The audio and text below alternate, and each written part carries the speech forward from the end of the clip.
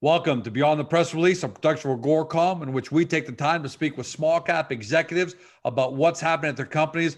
With us today, happy to have him back, Terry Booth. He's executive chairman at Binovi Technologies, trades on the TSX venture under VISN. Play on Vision there. Keep an eye on that. And for our friends in the US, under BNVIF. Now, for those of you who are new to the story, and it's going to be a lot of you, Binovi is essentially a vision therapy and training company. And that goes well beyond fixing eyes that simply can't read letters on an eye chart. That's where your optometrist does. What Binovi does, without getting all scientific, is deliver higher performing brains essentially by optimizing the performance of the eye. So the result is a faster brain through stronger eyes. And what would be an example of this? Athletes developing faster brains to gain an edge for their success. More than just lip service, clients include clubs in the NHL, Major League Baseball, Major League Soccer, showcased at the NFL Scouting Combine, and Eli Wilson Goaltending, the world leader in goaltending development. Their flagship, Binovi, is a state-of-the-art platform. It's essential for maximizing brain performance. Since the launch, more than 800 organizations have been registered and have used the platform for vision therapy, creating about 31,000 users and more than 40,000 active sessions. For those of you who may know the name Terry Booth, and you should, he's the founder and former CEO of Aurora Cannabis, which he started with $2.5 million of his own capital and led to a peak of $18 billion market cap. He's no one-hit wonder. He's had over 30 transactions and acquisitions in the last 5 years, 25 years of experience in creating, growing companies in highly regulated industries. And he's a big benefit to Binovi. Terry, welcome back. Hey, George. How are you, man? Good to see you. Really good on this end. Always good to see you. Look, you're an influencer. You're a great entrepreneur. So it's great for everyone at home to be able to hear what you have to say about Binovi. Before we get into some specifics, give us a 30,000 foot view on, for people who are new to Binovi, what's the core of what you guys do really well? Okay, it's I'll explain Binovi as a step ahead or another step in correcting vision. What we do with acuity, which is what you spoke with earlier, you look at an eye chart and you could have 20/20 vision, but that doesn't mean that you have great vision. You could have a deficiency in what they call your binocular strength, and that's the muscles at the back of your eye that connect to your brain. If they're not balanced, if they're not strong, your eyes will get tired very quickly, or your eyes will see things or follow things at a different pace. So when you mention the athletes, they already have excellent binocular vision. What they're using our products for is to improve that vision by maybe just 2%. And 2% could mean someone missing the tip of your chin, or you smashing them on the tip of the chin and knocking them out when you get into UFC and boxing. Same thing with baseball. That 2% could really give you a lift. But there's a lot of people that have far less excellent binocular vision. And where we see the pivot in the company when I joined it, and it's what made me excited, was about children's vision and reading abilities by the end of grade 3. If you don't have decent reading abilities by the end of grade 3, you're unlikely to graduate high school. So if we can use visual therapy, which is the exercising of the eyes to balance them and whatnot, to correct, and it is correctable, binocular vision deficiencies, we're gonna change the world. And that's what got me pumped about it. I'm involved in a number of different companies right now, and this one has me the most excited. And actually I've been quite involved with Adam in our pivot, not away from the athletes, but to add in this educational piece by bringing in top world-class scientists. Hey, at the end of the day, education, even from a pure economics point of view, is a bigger market for you even than athletes at the end of the day. Because one in what, I don't know, 500 people is an elite athlete, let's say, but everybody's getting education. So let's talk about that a little more, Terry. When you talk about education, you're talking about much younger kids at the end of the day. You're not really talking about the later years, even though it applies. So what goes on there? They have 20/20 vision, but they still, the connection between what they see in their brains is slower, or seeing things differently. Because you have some personal experience in this that maybe you can share with everybody, because I think passion is important when it comes to things like this. Sure, sure. My daughter, Brittany, she's 31 years old now. She's a grade 1 teacher. And when she was just a little kid, age 4 or 5, we noticed that she had some vision issues. And at that time, they would patch the good eye and let your Weak bad eye. eye try and strengthen. And that's now considered barbaric, a type of treatment for eyes. Brittany's vision is not bad now, but it could have been done a lot better. And technology's come so far with respect to this strength behind the eye. The other examples of this was when kids have double vision, or kids are dyslexic, or kids are diagnosed with ADD. A lot of that may be over-diagnosed, we're finding, because of this binocular vision deficiency. And it's interesting, kids that are born premature, a month at least, seem to suffer even more from binocular vision deficiencies, because it's the last piece of the puzzle that develops in the womb, is that connection from the eyes to the brain. And if you can imagine, it's hundreds and thousands of connections that are made there. And if they're not made right, you can see fine, but you might get tired after a half hour of reading. You may not be able to pay the proper attention to a teacher writing on a school board because of, your eyes are getting tired. So it's really about exercising and balancing those muscles and making them work together. The eyes go to the left and the right at the same time. When you're reading, you follow a line. And this isn't new technology. It's just better technology in correcting that deficiency through our various visual therapy programs. So how do you get to that market? Is your plan? Now I'm thinking as a shareholder. So fantastic vision, pardon the pun, great passion. You obviously have, real inspiration and from your personal experience, which is so often the genesis of so many great success stories in this world. But how do you get to that market? Are you guys planning to go to education boards one by one, or are you planning to go direct to parents? How do you attack? Because obviously that's a massive market, and you got to be careful that you don't spend so much money trying to go after it that you don't end up depleting your cash resources and burning cash. What's your strategy there, Terry? It's fairly simple.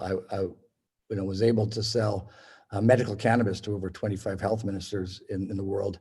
I look forward to speaking to education ministers around the world and not leaving their boardrooms until they buy into this. I'm a convincing individual, and if we have the science that backs this, I look forward to them trying to say no to at least testing this. Now, of course, we can't come out of the gate and expect to speak to 25 different countries, but we'll start here in Canada. We'll probably start here in Alberta. Dr. Sandra Stoddard is in the education field and she's a PhD in early education. She works for a school division in Alberta. She's heading our plan in getting the schools on board. Of course, COVID has played a little bit of a role in delaying that, but we're still putting the pieces of the puzzle together in order to approach the school boards where it's such a compelling argument that, I don't see how you can say no. The evidence is there that from kindergarten to grade 3 is where you really have to check all the boxes with a child's vision. And other things. Kids that don't graduate that have other than vision problems, that only accounts to 3%. Yeah, we have an 18% rate in Canada with regular folk that aren't graduating from high school. A lot of that is pointed to reading comprehension. Reading is the best test of binocular vision, but it also affects your math, and it affects your sports, and it affects you getting tired. It affects your attention. So Sandra's laid out a plan now for the science team. I just read it a couple of days ago. It came out on the 15th of November. They're yet to comment on it, but the studies that we'll do are going to be swift with these kids, and we just need a couple of school divisions to buy into this. Maybe we start to study out with 300, but because we have previous data that supports what we're doing, Right. we're able to check the boxes. And Dr. Jason Dyke, he's a research scientist with the University of Alberta. He's a friend of mine. He's now no longer with Aurora. He knows how to do a study that'll pass the acid test. Once that's in hand, are you going to argue with me about the facts that we need to get in and help these children out? And it's not a lot of time. It's like 3 20-minute sessions a week. So, if you can imagine, George, the kids come in, every kindergarten, you got a new set of clients. That's the beauty of the revenue model. It's Every year they keep coming. Every year, every little bums come in. And then we, I wouldn't call it cull the herd, but we'll separate the ones that they don't have the problem, right? We'll also do an acuity test. We'll do the eye chart test, and we want to work with optometrists in the same vein. Optometrists have had, believe it or not, a very difficult time getting into school systems because they're seen as trying to sell glasses. Well, we're seen as trying to improve vision, not correct with glasses. Okay, so devil's advocate, Terry. The one thing that can stop good ideas whenever you deal with government education boards is money, right? The fact of the matter is, we know that education budgets around, at least North America, but I'm assuming around the world, with rare exception, sometimes are stretched. How do you get around budgetary concerns where I say, I'm George Cholis, I'm the York Region, Director of Education, and we love what you've got, but we don't know if we can afford it. Does that come up? And if so, how do you guys solve that? It's addressed. I think the plan is sound. It may need some tweaking, but we're going to be leasing the hardware to these schools at a very discounted rate. There's not a lot of hardware. We're talking about tablets and some software stuff. And then we're going to be licensing the programs themselves. So at very low rates. This is all about scale and getting the numbers, but the cost to the school divisions and schools themselves will really be the time spent by the instructor. And many schools have school nurses, people who are normally gym teachers that aren't always busy. Yeah, teachers aren't busy waiting to put a Band-Aid on or something like that. And remember, it's probably only 20 to 30% of the children that will need the ongoing therapy. The visual therapy is not a 20-year program. It's a 1-year program, and it decreases in time over time. There will be parents that want to do this from home to accelerate the visual therapy, and we have that organized as well. Adam, the CEO, has done a great job in getting Binovi ready for COVID, if you will, and I'm still reviewing that plan, but we do have an at-home program, which may cost a little bit more money. If you think about it, if we have 10 iPads for one school that we're leasing and we're licensing the software, it's infinitesimal. It's a small amount of money for the school boards, but it climbs when parents have to buy their own iPad and their own software. So you're not amortizing over 10 different entities. You one. Yeah, and that's COVID. COVID's not going to be forever, but we do want to have an at-home model, and that at-home model better have the support. And you don't want to overcook it either. The kids shouldn't be on this thing an hour a day. It should be 20 minutes every 2 days or every 3 days. So we can, as the programs are run, by the way, we're able to see the improvements in the binocular strength occur. And it's not like the kids are reading a book on a tablet, maybe following a little deer around, depending upon their age. It's relative to the left, to the right, up and down. Wayne Gretzky could do it 3 times as fast as you and I look left and right and up and down. His binocular vision was tested by the Soviets. They didn't know what they were testing. They called it peripheral, but really they were testing, Wayne's eye speed. Interesting. And that explains why he wasn't the biggest guy on the ice. He wasn't the fastest guy on the ice. But what did you and I hear? And we're dating ourselves right now, but pretty much anybody over the age of 40, what would we always hear? Gretzky seems to see everything on the ice. And I guess, eyes in the back of the head. right. Yeah. And do you guys have, generally speaking, you said it about a minute ago, I found something you said interesting, improvement. You talk about the improvements. Do you have any data yet on the kind of improvements that you can give to young kids? Is there some kind of a metric that you measure where you say, hey, you know what, we caught this problem for little Georgie in grade 1, went through a year of this, and as a result now his trajectory, his improvement is this over time. Do you guys have that kind of data? Yeah, we have it, but we need to refine it. It's not from us. It's from I'd call them renowned scientists in Southern California that did it in I think Monteseo or some depressed area of LA, and didn't track properly the study so that you could publish it. Let's put it that way. But showed significant improvements in the percentage of kids that were doing better at school. So that data is there. Amazing. The programs that we continue to put in place are actually athlete driven. The athletes are using it and we see where they see improvements. Well, we just have to scale that back a bit for the little ones. Instead of having a big touch screen that they're banging away at, you have a small one that is interactive and brings those kids into the fold. So, you mentioned athletes and yeah, they're going to be big for the brand of Binovi. They're already reporting results. They want more programs. They want to try this. They're seeing the differences in their abilities to compete. That's going to be great when we talk to kids in school divisions. They're more of an endorsement. These athletes, you said, 1 in 500. I bet you it's more like 1 in 5,000. Yeah, probably right. Elite athletes that are out there in the world.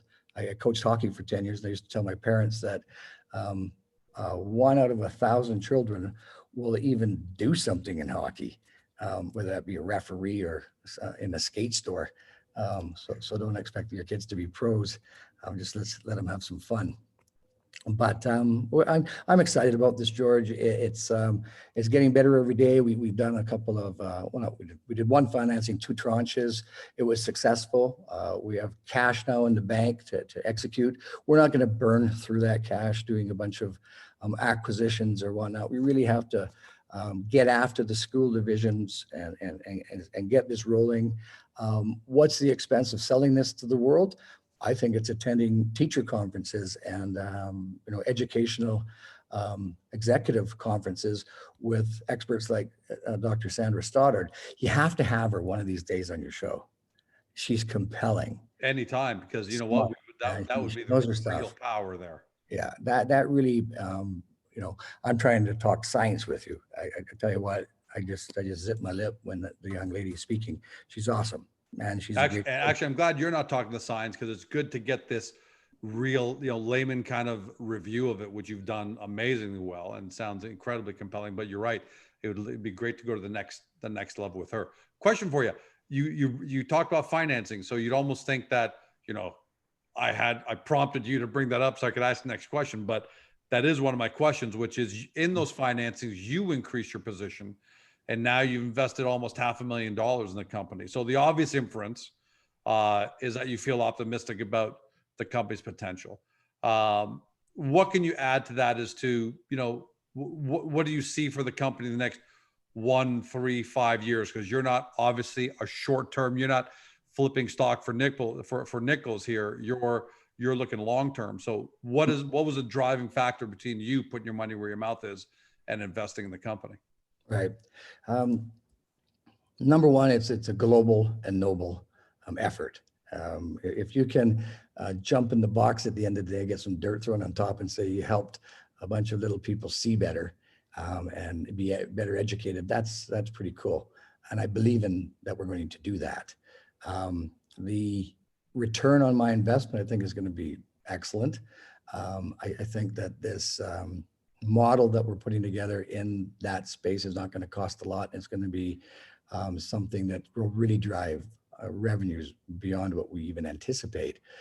We have our estimates now. We're going to be at a cash flow positive. We're shooting to have that, careful what we say, but second quarter, calendar quarter, and that's depending upon where COVID goes and where we get with these education systems. Right now, George, they don't want us in their schools, right? They don't want us setting up stuff, and you don't want gatherings of students doing one test. So not that we've asked them. We've not asked them that yet, but I imagine I'm in Alberta, and certainly there's some strict things around that. But we have a vaccine coming.